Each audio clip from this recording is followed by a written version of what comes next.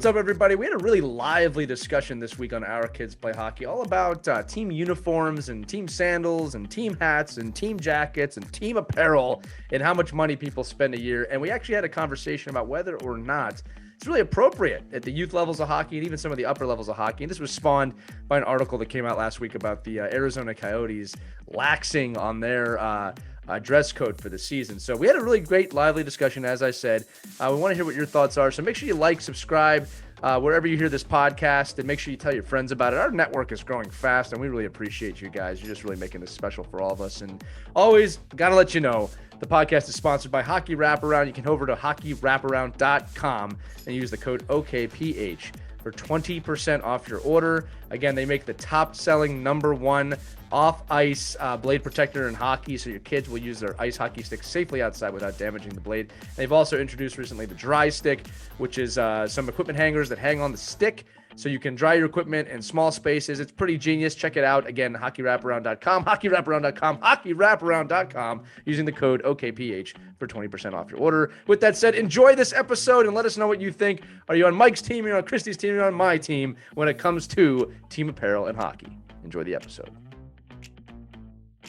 Hello, hockey friends and families around the world, and welcome to another edition of Our Kids Play Hockey. I'm Lee Elias, that's Michael Bonelli, and Christy Casciano Burns. We got a really interesting topic today. This is a little bit one of the off-the-wall ones we weren't expecting to come up, but it kind of did. So the Arizona Coyotes, NHL team, recently mentioned in an article that they were going to relax their dress code properness before a game, right? So players coming in there now do not have to wear a shirt and tie, a suit.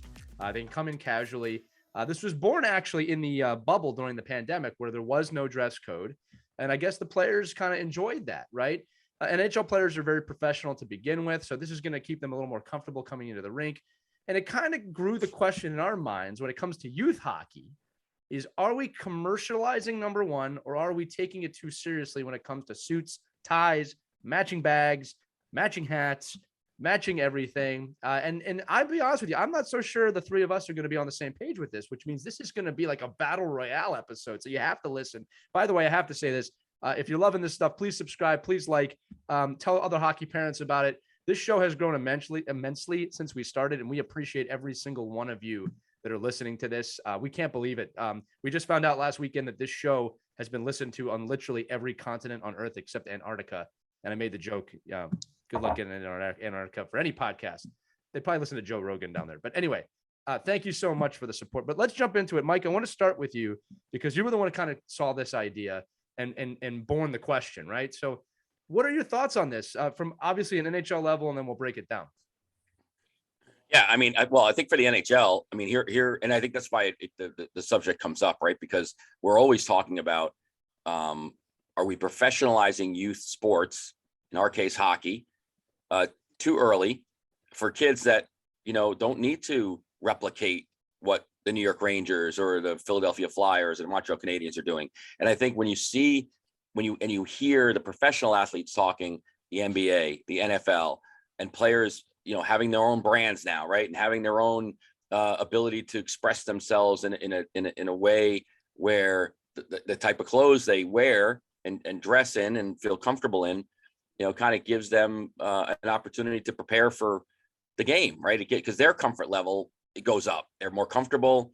Imagine, I mean, I think, we're getting 9-year-olds stressed out about, if they're wearing the right jacket and tie to a game.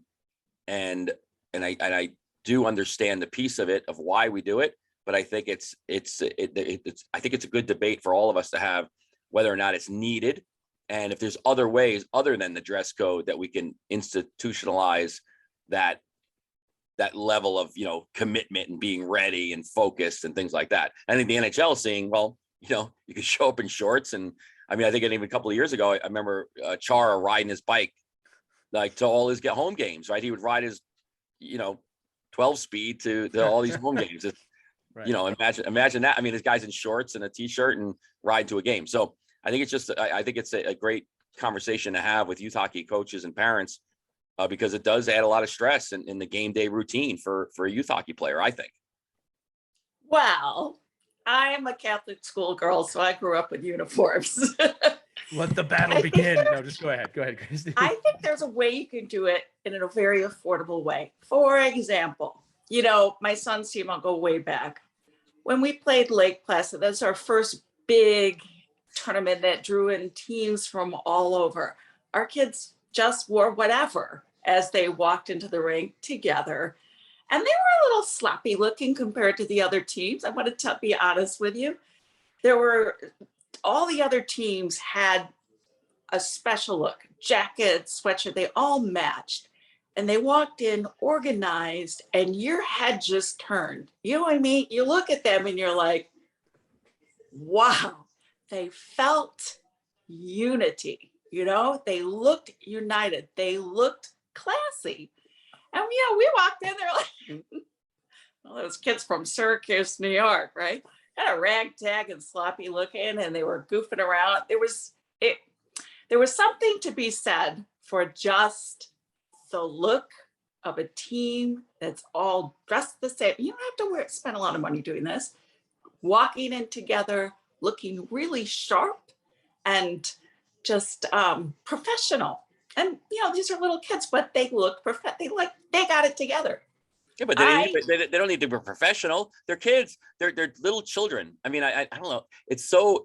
And this was the debate, right? This what came back and forth. All weekend going, you know, and I'm experiencing right now. My 14U team. You know, hey guys, if you can wear your team gear like a sweatshirt, great. You know, but the same kids we asking to professionalize and come in, they spit on the floor in the locker room. They leave their tape all over the place. They can't hit the toilet. I mean, these are little children, right? That we're and I think that's what triggers me. The professional, like they look like professionals, they feel like professionals, but they shouldn't. They're 8, they're 9 years old. And I do, because like your daughter's in college, right? When they get on a bus for 8 hours to go to a game, do we want them in Sunday dress or do we want them in, you know, your team sweatsuit or sweat clothes and comfort? And I think they all wore their team sweats this weekend. Right, because imagine, yeah. Right. But when they walk into the rink for their dress, they look great. They look wonderful. And I love that. And like I said, you don't have to spend a lot of money. If you all pitch in for a sweatshirt and sweatpants that all match, right? I think that's cool, and that takes the stress off the kids too, because you know what to wear. You all wear the same thing. You buy it once. You don't have to spend a lot of money on clothes. One sweatshirt, pair of team sweatpants. You're all uniform. You're all together. You're all on the same page. You all look the same. You'll walk in. You're a team. No one is different. No one's wearing the fancy jacket. No one's wearing the high top sneaker. Right, well, that's the military side, right? That's the private school side. I wore the same tie to high school for 4 years in a row. I mean, literally, I just take it off and hang it in my locker. I put it back on. It's the same tie all 4 years. But I loved it because my kids went to Catholic school too. There was no fighting about what you had to wear, and everyone looked the same. There was no pressure on, oh, you know, so-and-so's got this and I have to buy this. And I had extra money in my pocket. It was wonderful. So allow me to chime in now that you guys are done fighting. You're not really fighting, just for the people. Gonna get you, Benelli. I think like most things in youth hockey, and again, I could equate this back up to pro too, is I think we often, I'm not saying you two, but we often ask the wrong questions. We're taking the adult parent's point of view on this. And like most times, we're not thinking beyond the what into the why, right? And what I'm going to explore here is the why uniformed dress could be important or valuable to a team, not what it costs, which is, I'll put this out here right now. I don't think anybody should be spending a ridiculous amount of money on a uniform to walk into a locker room, all right? I'm all for unified dress. So like you said, Christy, like, you know, when I was coaching, we had warm-up suits for away games. If it was a home game, I think we made the guys dress up in suits for college and pro. All right. But to me, as long as it's a uniform dress, I think it is important. But here's why, right? Too often we tell kids, we get the jacket, you look like a pro, like you said, Mike, and you know, you get all this great stuff that means you're on the team. That's not really the point of it, right? The point of it is you are a team and you are coming in unified, right? So my attitude is this: we don't explain that enough. Like we always equate it back to the NHL guys do this and not we're going to do this because this says that we're on the same team together, Yeah. and then explain how important it is to be part of a team. There you Right? go. That's it. You I always nailed it. find we miss it. End of discussion. You lost, Benelli. I just, well, here's the thing. I think Michael will agree with this too. Like, but at the same time, Christy, I'm not for suit jackets, ties, button down Right. shirts, long khaki pants, and nice shoes all the time. All right. Like, I think there are situations. Now, look, let's just talk about the NHL for a minute.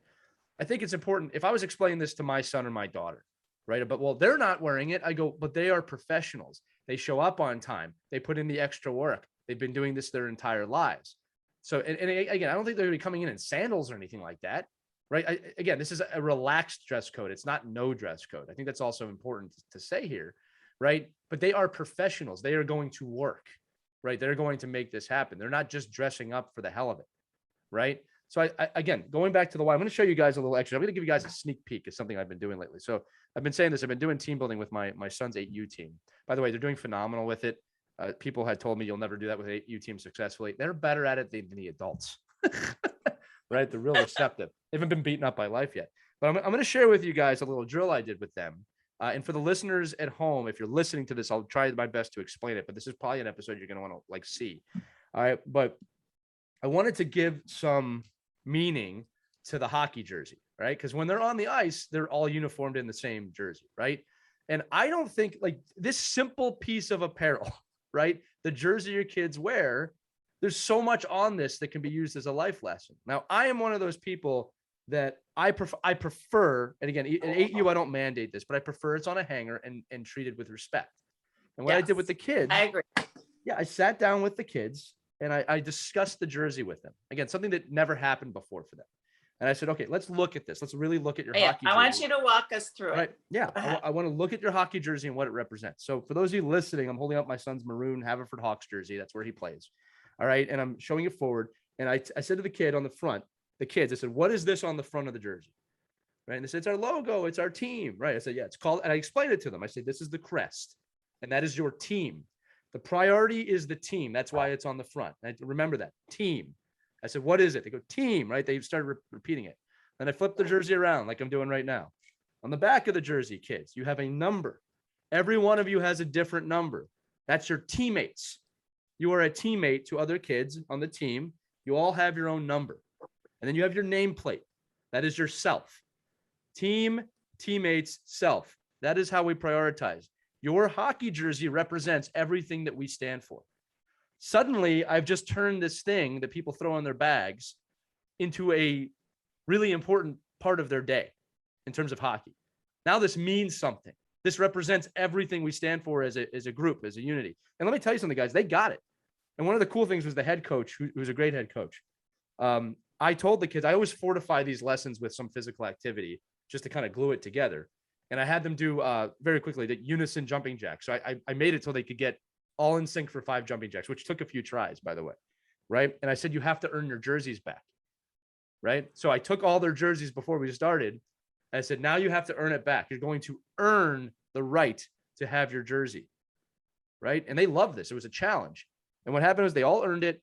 They went to the head coach, and the head coach, unprompted, every kid who came up to him, what does this front stand for? What does the number stand for? What does the name stand for? And they all had to say it before they got their jersey back. Right. This was a 20-minute exercise. Right. So we're all uniformed in hockey jerseys most of the time.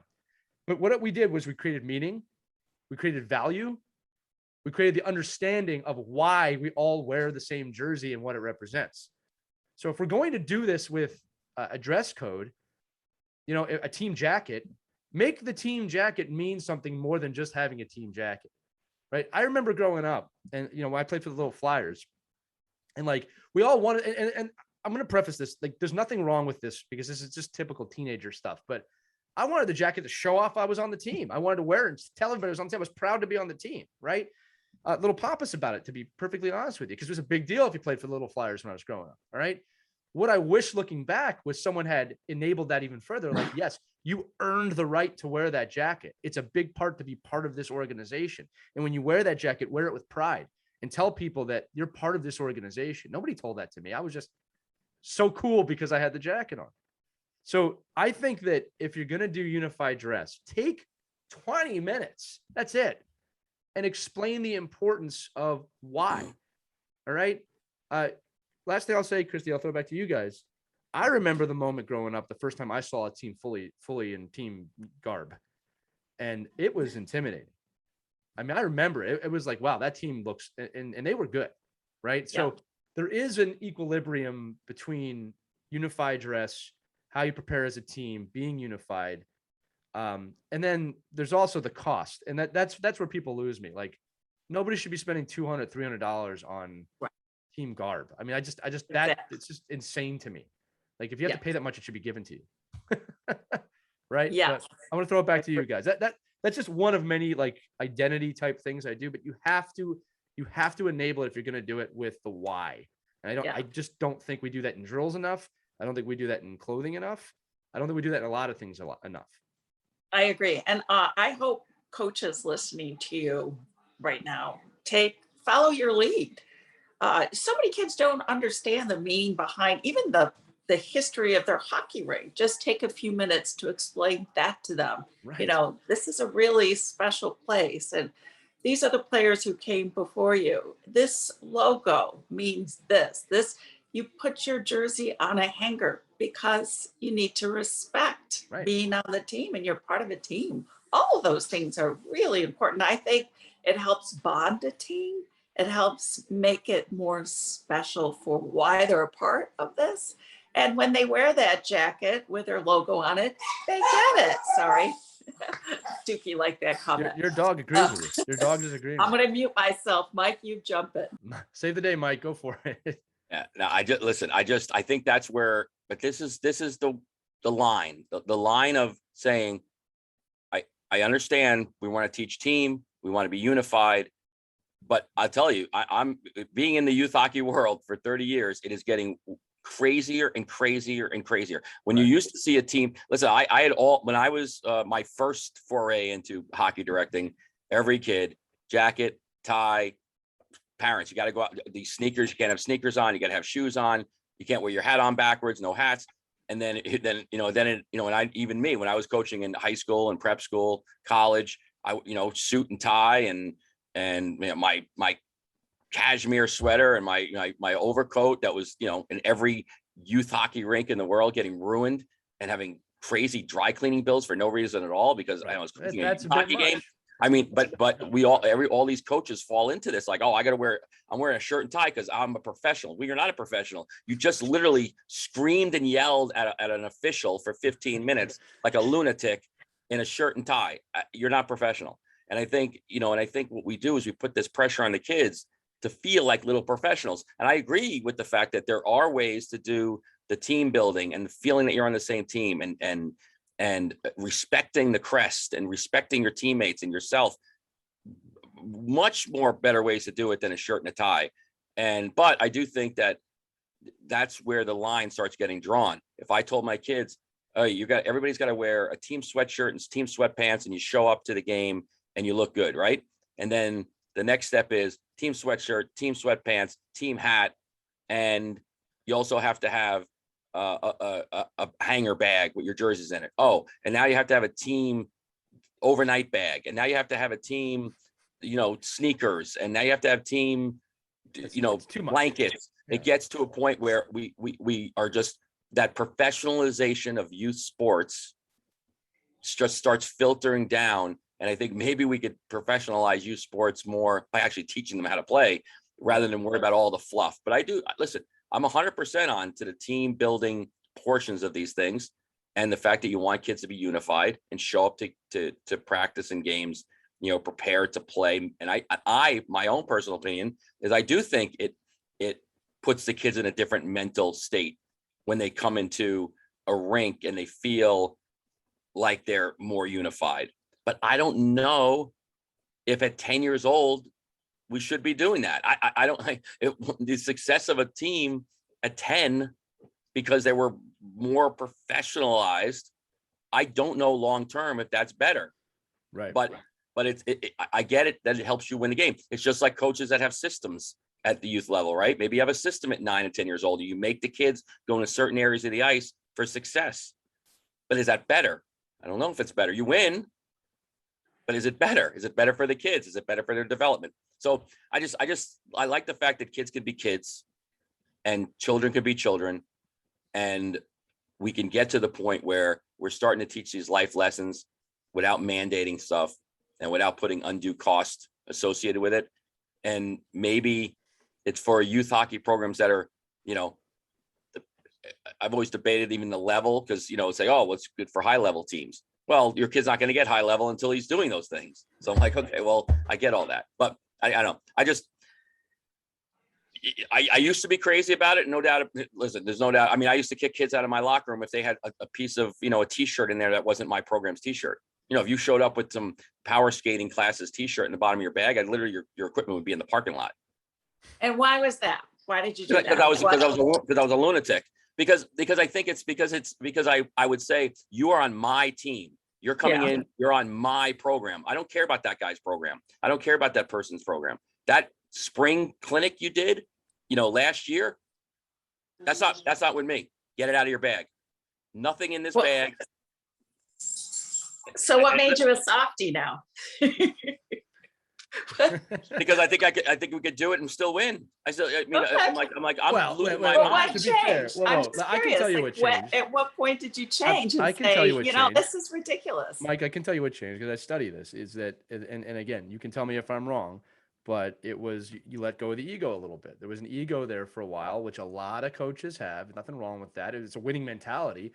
But I think you realize, like, I don't need to identify with this to be a successful coach, right? You relaxed on the ego a little bit, or I should say, maybe you even rid yourself of the ego, right? It wasn't about that, right? It came down to more of like, what are you trying to accomplish and what is about the kids? Because Mike, you're a very kid first coach, right? And again, look, all coaches, myself included, we go through what's that process of a butterfly, right? You start one thing, you turn to other things. Like me, I was a complete micromanager as a younger coach, and extremely intense, and it was a flaw. And I had to learn to like delegate and trust other people. I think I said this on another show once. I demanded trust, but I wasn't willing to trust anybody else. That's not a good recipe. You know what I mean? No, listen, I think it got to the point where I'm like, this 10-year-old team, this was the highlight of their hockey career. Right. Like, that's not right. Like, right. that was like oh, we won and we did this. And but that was the highlight of your life, was this year, because we were professionalized and structured but I do listen. If you asked me, in a clean slate environment, when you come in, if you could make it a part of the program, these parents are spending countless dollars on programs, and then to add other expenses in, right, that don't need to be there. Now, if you could take like I say it all the time, give me one tournament weekend back, parents, and I'm going to have $16,000 in my pocket. One tournament weekend. Think about this. You go to one less tournament as a team, and you take that. Do the math, 16 grand. And you say, we're going to put that now. We're going to make sure our kids have matching t-shirts, matching bags. So when they're at home and they take a shower, they brush their teeth, and they go to game day, right, they're now into game day. And I 100% buy into that. 100% that you can't walk into the rink not being prepared to play at any level. And then but I think what happens is we use the terms like, you got to get serious. And we forget that there's fun involved. And we say, you can have fun. I hear it all. I hear coaches, I hear them in the other locker rooms. You want to have fun? After you win, you go have fun. Yeah, that's not right. I'm like, are you crazy? Like, is this what we're doing? Supposed to be fun. Like Mike, let me turn this a little bit. But I have to also say that when, I'll go back to when Sophia was 8, and this coach loved the look of a uniform. And we bought team jackets with their numbers on it, her last name, just like her jersey, and, team pants that matched as well. She wore that everywhere. She wore it to school. She wore it to the mall because she was just so proud that she was part of this team. She got a lot of use out of that. It actually saved me some money because I didn't have to spend as much money on clothes, because she just wore that everywhere. Let me turn the conversation a little bit, guys, because like, here's the deal. We're talking about two different things and we haven't said it yet. All right. So first off, Mike, going back to one of your points, There's a difference between the professionalization of a team and the commercialization of a team. Those are two different things. Professionalism to me is that everyone is representing the team some way, whether it's unified or, like you said, sweatshirt, hoodie, something, right? Commercialization is, hey, we can get you Reeboks with your name on them and numbers, and everyone has to have them. That's someone trying to make some money. All right. There's levels to this stuff. Again, even at the NHL level, they don't all wear the same suit.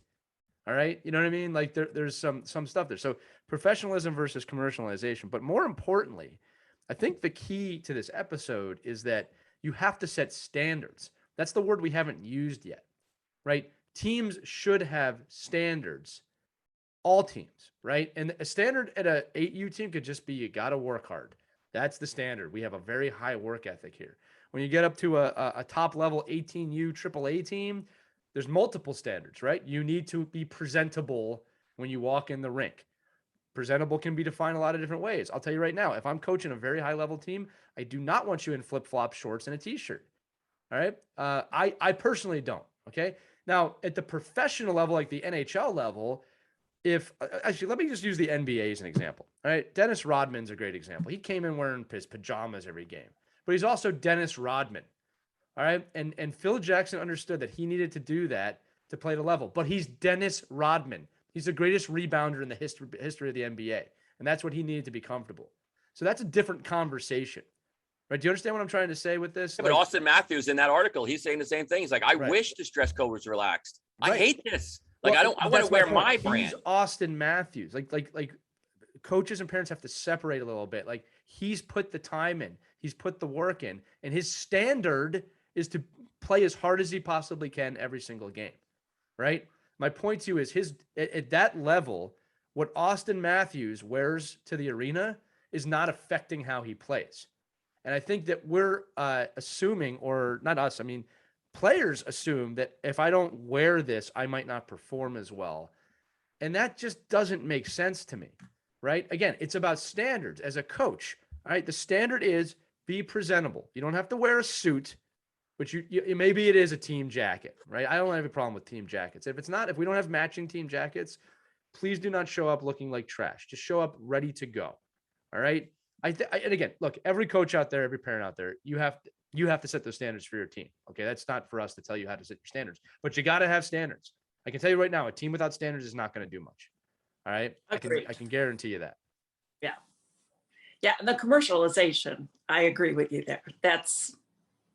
That's not acceptable, but right. Well, the professionalism, a little taste of that, I think that's good for the kids. Yeah, I agree with that too. All right. Like I think there's something too about, and Mike, I'd love your thoughts on this. Like, so one of the reasons I like some form of uniform dress or just presentable dress is that I think it, at least I could say this for me. Like if I didn't have that as a kid, I was definitely just rolling out of bed and going to the rink. Right. When I had to get dressed, and again, this is everything from a suit. I had to wear suits at points of my time playing, down to just a team uniform. It gave me that extra kind of 10, 15 minutes of just, okay, I got to get dressed. I got to mentally kind of, it was like a warm up for me in sense of mental. Like you got to be ready to go, like to get ready to go. And yeah, yes, 9.5 out of 10 times I was rushing to get it on, but it got me in that mindset. Right. I think if you go to a rink in pajamas, you're going to have a mindset of someone in pajamas. I agree. I could be wrong. Look, every person. I disagree. I disagree. I think it's the player. It's your responsibility as the coach, right? But as the players too, if that's the standard that you allow that player to be prepared, right? Yes, but I agree with you. Most children, it's very difficult for them to prepare if they're not thinking about preparation, right? So you can't just go and say, I'm ready for the game. Are you though ready for the game? Right. You were just watching TikTok videos for a half hour in the car. I said, are you ready for hockey? And I said it all the time. Like we do a lot of, and I think, even me living in this youth hockey world now, outside of coaching in college and prep school and high school, where you have more, pro, Mike, you have also coached pro hockey. Right. But you have more control over that piece, because to your point about Austin Matthews and the Coyotes and the NBA and Dennis Rodman, they've already put themselves in a place where they're mentally prepared. Right. Austin Matthews could show up if he feels better showing up in pajamas. Right. He's already established how to prepare. Right. I don't know. How did he get to that point? That's and to Christy's point, I think dress codes and things like that help children prepare. But what I guess my argument is, when a coach is demanding kids show up in a jacket and tie, and then he's on the bench in cargo shorts and sandals, I'm like, I said, are you nuts? That's like, that's not a standard, right? That's just an expectation. But he's demanding the standard out of the player. And I think, and then at the youth hockey level, and this is just my experience, you have to pick and choose your battles. Is your battle going to be, I'm sitting the two kids that didn't show up in a shirt and tie today? Or am I sitting the two kids that decide to express themselves in a different way and wear shorts when I told them they're not allowed to wear shorts? Again, standards. This is what I'm saying with standards. Yeah, don't you want to set expectations at the beginning of the season? Say, hey, look, and Dookie's having a rough day, so he just thought we have a dog set. For those of you listening, a dog has been set on the show. I told you this is one you're going to want to watch. This is Duke, and he loves hockey. He's a huge hockey fan. Duke is a beautiful. What breed is that, Chris? Karen Terrier, just like Toto. Beautiful. So if you a Wizard of Oz fan, there's your Toto. Looks like Toto. I think in the beginning of the season, you set your standards, Mike. You say, hey, kids, we want everybody to show up, team jackets, team sweat, or black pants, set a code for game days. We want you to look professional. We want you to come ready. We want you to, have a certain mentality. We want you to be focused, get off your devices, do your team warm-ups. I think that's all part of being having the right culture too, which we've talked about so much. Well, let me say this too, guys. Like, this is something I've been thinking about. And again, I'm at that age as a parent where I'm starting to reflect on my own parents, myself, and then my kid, like back and forth up the chain. And it's like, we've all experienced this.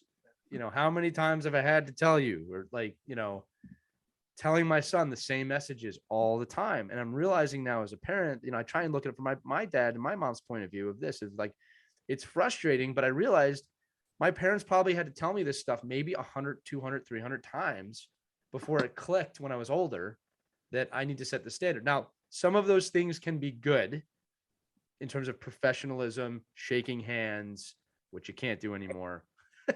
But like, working hard. Fist bumps. How about just the standard of hard work, makes results? Like, I had to be told that a lot. I'm telling my son that a lot.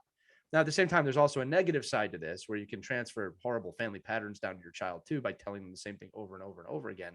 But my point is that, like, it's a process. It's the same reason why in school, they'll teach you the same part of American or world history 4 or 5 or 6 times before you graduate, because they want to reiterate it and dive it in. So, look, again, every coach has to do this to their own ability.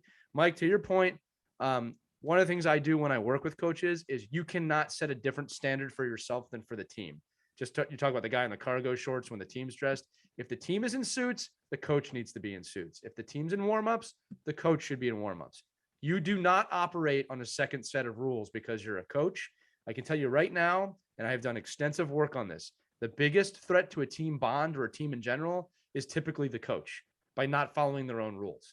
Okay. You as a coaching staff cannot live by a separate set of rules than your players when it comes to standards. All right, because you're poo-pooing on your own standards. All right? But I think we also have to step back and say, well, why do professionals? Why does Bill Belichick wear a sweatshirt that's cut off? Like, you're like, oh my! Remember when that first happened? It was like blasphemy. Right. It was like, you got to be. I mean, this is the most like a person that has no care in the world, has zero discipline. He's probably the most disciplined person in the world, right? Yeah. And say, listen, I'm going to be comfortable. And I'm still focused. So I've earned another one. I've earned the right to do this and be comfortable. And listen, maybe there is the chicken before the egg. I don't know. I mean, maybe it's, hey, dress for success and you're going to follow, or now that you're a winning team, we're going to up it. I don't know. I've seen tons of losing teams that look great when they show up to the rink, and they're losing, 15-1. Again, Mike, it goes back to the why. I want to keep coming back to this because there's life lessons here too, right? Like I said, I am not for $400 team uniforms. I don't understand that. That's just a money grab and a half. but you have to explain why we're dressed together. I remember, I think I talked about this on an episode a long time ago. I played a team once when I was a bantam, and they were incredibly well dressed. It was their first year in the league. We killed them. And then I think I said this, they fed us food afterwards, incredibly professional. Right. Yeah. And the thing is they were setting a foundation for the future. And that's what I realized. Those kids really understood why they needed to do that year, to set a foundation for the future of their program, which I believe still exists today. Right. So again, look, it's a juggling game, right? It's why are you doing this? Are you just doing it so your kid can say they play on the team? Coaches, are you just doing this because it's what you're supposed to do? Right. Why? I'm going to do it again. Why do we wear this jersey every game? Why? Why is our name on it? Why is there a number on it? All right. I've never heard people explain that to their team before. Right. You hear it in movies. The name on the front's more important than the name on the back, which is true. Team, teammates, self. You have a lot in just a jersey you can explain. So if you're going to wear a team jacket, I always love this story. Coaches, you can use this. So we love giving tips and tactics here. Little known story. I'll put it out to you guys. All right. Gordie Howe, rookie year, NHL. Do you know what his team signing bonus was? I have no idea. You know. $500. Is the dog? No, 500. Mike says $500. Christy says no idea. The dog's not speaking to me right now. All right. He got a team jacket. That was his signing bonus. He got a Detroit Red Wings team jacket. Yeah, I remember that. That's it. And the thing is, like, if you ever hear him talk about that jacket, meant more to him than anything, right? Right. Keep in mind, this is a time period where players were getting less than like $25,000 a year. All right, which was a lot of money back then. But my point is, like, that meant something to him. There was a why there, right? That jacket represented more than just a team jacket, right? So coaches, you gotta explain to the team why they're doing it. And then here's the other thing too. Maybe a little listening is in order. All right. If a bunch of players came up to me and say, we don't want to wear suits every game, I would actually listen to that. What do you want to wear? You need to be presentable. I have a standard. You can't show up in crap. All right. But you need to be presentable. And if you all want to show up in shorts and t-shirts, the performance better be there. I'd be willing to do that at an older age. The performance has to be there. If you show up and you're not playing at a higher standard, I'm not doing it. But these are the conversations that need to take place. And again, Mike, I think we have to go back to it again, the commercialization versus professionalization of an organization, right? Keep in mind, guys, look, let's just be really blunt. If your team has an embroiderer in the arena, that's why you have team matching uniforms. It's a lot of money. All right. And I don't want to, I'm not knocking embroidery shops or rinks. You have to make money too. And I get it. All right. But do they need all that stuff? No, and listen, I'm in the business of that. I mean, geez, I want everybody to wear, the team brand but it gets, when you're in it, I think we forget that it's just another $150, $80, $100, $125. You're in, I'd love to hear from parents, but there's 0 youth hockey programs right now that your son or daughter you're not forking over $600 a season for gear, for not hockey gear. That's more than my whole youth hockey a year was when I played. $600. So what I'm saying is, I agree with you that we have to, that maybe, and the standard is, I mean, listen, are you telling me that every kid can't own a collared shirt and a pair of khaki pants? I mean, that argument, I think, flies out the window. If you're going to tell me that there's 0, I'm not going to buy nice clothes for my kid because of the expense, I don't know. They should have that anyway. You could come up with an idea. And listen, as we're doing this episode right now, I mean, I have fights with my own kids. Like we want to wear a shirt and tie. We look at the team, look at them. They're coming in, they look this way. So I don't know. It's just what's the priority and when are you going to institute that? And then when does that become more important than something else that you're trying to do with your team? And set the standard. Right. Go ahead, Chris. I'm on the same page with you there, Mike. Yeah. So we've come to terms. I'm glad we made up. All right. We're fighting there. I think I'm going to end it there. Well, and like I said, I just like the fact that I'm, and I guess that, I grew up in that. Like, I wanted the rigidity. I want the uniform. I want everybody to have the same exact hockey bag across the board. Mm-hmm. But now as not only as a parent, but now coaching And maybe I'm jaded. Maybe it's because I'm around programs that have so many different kids that come in and out that you see, like on most of these teams, you see them all lined up in the hallway, and there's 16 different bags for one team because these kids move around so much. And then it's, when are you going to say, no, that's the end of it. Everyone must get this bag. Well, who's bag? Who's selling the bag? Oh, me. And it's $180, and you have to buy it.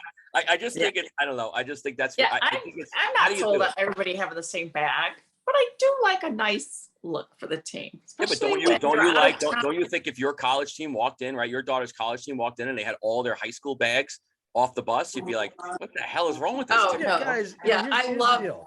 I gotta tell you, I love the college swag. They have beautiful jackets and bags, and Right, but that's I all love paid their for, right? sweats. The They school really- pays for that, though, right? The school pays for it. That's an important part of it. Like, if an organization's paying for it, that's a totally different discussion. Yeah, I mean, you can have at it if you're willing to pay for it. All right, but when this is the deal. As a coach, I just want to inspire maximum performance from my athletes at any age. All right, and 9 times out of 10, maximum performance is just doing your best. All right. So if I'm in an older situation where a player says to me, this is very uncomfortable for me, right? I might even have a team discussion about it, but I want to inspire maximum performance. And if you can match the performance that I'm looking for, dressed a different way, I will listen to that. I will listen to that. I'm not saying I will change it, but I will listen to that. When it comes down to youth hockey with bags and stuff, like, again, I think there needs to be some unification, understanding of the why we dress together or why we wear the same hockey jersey. It all starts with that jersey. That's the one thing that everyone has to wear, right? I'm not a big fan of mismatched socks and wearing the wrong things on game day, barring someone didn't forget something in their bag, which is a common occurrence at the youth ages. All right. That's where it starts. You all wear the same jersey. All right. Maybe you take it. Now we all have the same hat, right? I think a unification piece of some sort is important, but you don't have to break the bank to do it. Right. Right. Right. And there's a sense of pride there too. The kids are very proud to represent their team. Look, I still have my team jackets in the closet next to me. I listen. All my kids, they have all of their jackets from when my players listen to this, and parents that played for me at the prep level and the high school level, they'll know, right? They'll go, this guy, what the hell is he talking about? Used to walk into the rink on the first day of practice, and there was 3 8-foot long tables sitting there, right? And each table had t-shirt, hat, workout shorts, team towel, bag, toiletry bag, everything else. And so everything was in there where the kid, and that was the gleaming and the pride and the swagger and feeling like, oh my God, I made this team. Right. I've earned this. And then the crazy coach is going to be at the end saying, okay, as you put all this stuff in your hockey bag, there's a garbage bag right here where you're throwing everything else out, or you put it in your car, or, there's nothing in here. Our colors were navy blue and white. There's 0 in here that's not navy blue and white. Listen, we won a lot of games. The kids won state championships and league championships. But I think it was how we went about it, building that standard, right? That's how we did it. I did it by doing that. Maybe I could have done it a different way. All I'm saying is I don't know if you need that for an 8-year-old. But Mike, I want to say it again. The why there, you set a standard. You set a very clear standard of, this is the team you play for. We're going to respect this team. You've earned it. You said that you earned the right to wear this stuff. Maybe throwing stuff's out a little insane. Like I would definitely do, like, I'd like to only see this stuff in your bag. Well, I warned them. I gave them warnings, multiple warnings. Mike, you set a really great standard there. You gave them the why. You gave them the why, though. This is my point.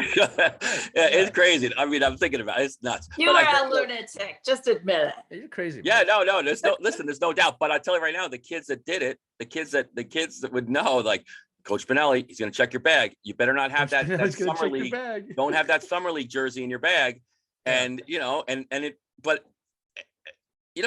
of fact, between now and the time this episode airs, I will do this with my team, because right now I have no standard. See, so it worked. Good. We won. We did it. We won. We did it. I know. Now, listen, guys. No, because my parents are going to be like, well, what the hell? How come we don't do this? How come you just, what do we, chop liver? And we must have made a good point. Again, listen, you don't have to spend a lot of money. I'll come to an agreement on what you want your kids to wear, and your kids are going to love it. They're I'm gonna sending wear a- that all over I'm sending a town. bill to St. Michael's College for For the next episode, I want all three of us in matching uniforms, by the way, for the episode. So I think if we all look. well, you laugh, but that's why you have branding, right? That's why you have, listen, when I hire a new coach as a hockey director, that coach leaves that, but right. That coach leaves the room with a hockey bag, with a sweatsuit, a jacket, a hat, t-shirt, workout gear, a whistle, lanyard that has the logo on it. You are now part of the team. You're embracing us. You're all not going to about be, that. you're not wearing the team down the streets sweatsuit. That is a standard to me. Again, listen, if we're going to round this episode out, because I think we made some good points, and audience, listen, we really want to know what you think on this. We had a lot of people join our Facebook group over the last couple of weeks because the episodes keep growing. So definitely comment underneath the episodes here or on YouTube or wherever you're listening. But look, if we're rounding this out, again, we're finding there's a thread, get a thin thread. I'm making a little pun there. Thank you, Mike. I live to please. Between standards and just spending money, between commercialization versus professionalization. It's on each individual coach to set those standards. Again, standards are extremely important. If you leave anything with this episode, right? And how you choose to mentally, physically, aesthetically show those. Like I'll give you a very quick example. I put our team logos on anything I give the team. If I give them a piece of paper with something messages on it, my logo's on it. If I give a playbook, my logo's on it. All right. To me, that's a standard. Okay. And that stuff's important to players. I don't care what anybody says. You give them a playbook, 15 different colors, and different people have different binders. What are we saying here? Right. So again, we all wear the same jersey on the ice. We all do. All right. We have the same standard of hard work. That's your starting point. It's on each team to decide where you want to go from there. And look, like Mike, you said this and Christy said this. If the kids all want team jackets, if that's what they all want, like together collectively, do it, right? If you can do it, do it. That's a great unification reason, but explain why and make sure it's not just an individualistic thing about, well, you get to just show it off, which don't get me wrong, for the parents of the kids like that, they should be showing it off if they've earned the right to be on that team. But they should also be saying in the same breath, I really feel great to be part of this team. I really earn the right to be part of this team. We don't do that enough in our society anymore. It's all me, right? Which is part of growing up. Don't get me wrong. It starts with just teaching. I say this all the time with the 8-year-olds I'm coaching. They're the people that are going to have to save this planet. I'm not talking environment right now. All right. The kids we're coaching are the next generation. They're going to make the changes. As adults, we just babble and argue with each other all the time. And there's so much ego and there's not much change that takes place because we're just constantly doing this. Kids are moldable. I'm going to say this. I started the episode with this. The 8-year-olds I'm coaching are a lot better at some of these team building exercises than the adults. And they're receptive to it. They want it. Right. We get lost in our own mind. And I'm going to say this as a parent, as an adult. It's really hard to put yourself in the mindset of an 8-year-old. It's not easy. Are we talking more than we listen? Are we asking questions more than we're telling? Do we have a standard? Do we have dogs in our room? Christy does. If you've been listening to this episode, There's something about this episode that's got them all riled up. Well, he has something to say, and we're all going to have to hear it at some point. I mean, how many of these episodes we've done, he's had no involvement at all. Now he wanted to jump in. I didn't even know you had a dog. Welcome to Our Dogs Like Hockey. With because he knows by he's not going to eat for a week because you have to buy a new sweatsuit. That's right. It's coming out of your budget, Duke. There you go. And listen, guys, any final thoughts before I close this out? No, there's nothing wrong with getting together as a parent group, deciding what you want to do, how much you want to spend. And you'd be surprised how many parents have connections to, like you said, embroidery shops, team shops that can, give you a good discount on a nice uniform look if that's what you want to do. And you don't have to spend a lot of money. It could just be a sweatshirt and a pair of black pants, right. Or whatever color your team logo is. And maybe a hat, and that's your uniform. Walk in, you look great on game day. You're all together and you're ready to play. I love that uniform look. I'm just a big fan of it. Coach Benelli. You look defeated, Mike. You look a little defeated. Right? I am defeated. I will share a picture of the next episode of all my boys in matching sweatsuits at their next event. Guarantee it. Well, because I listen, I think it's the person in me trying to be rational, saying, do I really want to send an email out to parents for another $290? I mean, they're paying $7,000, $6,000 to play hockey a year. But do you have to do that to get them It uniforms? doesn't have to be that much. Well, have you been to Squad Locker? I mean, listen, the bottom line is, no matter what you do, but Christy, I think the point though is, if you lay it out there and people want to do it, and people that can't do it, the other people will find a means to help. Why don't you ask the parents or the kids what they want? Yeah. Before you have to make a call like that. I don't know. Like, you have to make that decision on. Yeah, it's just a lot. It's just in the world that I live in, it's all like, it's like, okay, we do want it. Okay, well, what do you want? And then it's like trying to go to dinner with 17 people. It's like, I have a solution. Just make the decision. I get it, but I'm sold, and I'm converted. Tell all of your parents that listen to this episode, subscribe and like, share it with 5 other people, and you're going to give away a free hat. All right. No, listen. I will. I love it. I know. Again, I'm converted. I get it. I understand why we do it. Standards. Set the standard. Got to just bite the bullet. Yeah. Well, Mike, I'm glad that this was therapy for you today, and now you're smiling. You're smiling now, so I feel like I've done my job. But look, this was a fun little debate. I'm going to say this again to the listening audience. I'm sure you have thoughts on this too, whether you agree or disagree. We want to hear from you either way. So make sure that you comment below the posts on Facebook or YouTube, or if you're listening to this on Apple or Spotify or Google or wherever, you can always email us at team@ourkidsplayhockey.com. But find us. Like, this show has grown so much, but we really want to make a community out of it. We're just 3 hockey parents with various experiences, and the truth is, there's millions of us out there. And we want to hear what you think. So that's going to do it for this edition of Our Kids Play Hockey. Just check us out at ourkidsplayhockey.com. Lots of episodes there, lots of quick tips for you, lots of great interviews coming up. And again, you can subscribe and like us wherever podcasts can be heard. For Christy Casciano Burns and her dog, Mike Benelli, I'm Lee Elias. Thanks so much for listening, and we will see you on the next episode. Have a great day, everybody.